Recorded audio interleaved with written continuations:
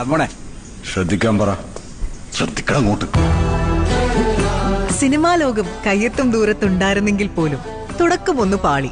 എന്നാൽ ഉറപ്പായിട്ടും കംബാക്കുകളുടെ രാജാവെന്ന് വിശേഷിപ്പിക്കാം ഇദ്ദേഹത്തെ.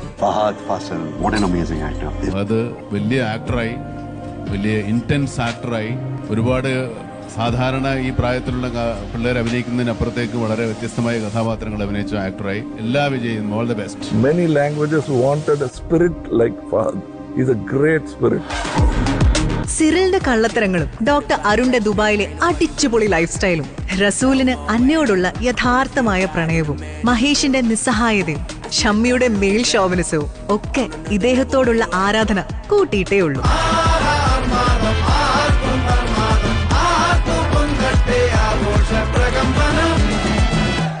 ഹാപ്പിയാണോ? ഹാപ്പി മാത്രമല്ല, ഹാപ്പി ബർത്ത്ഡേ ആണ്.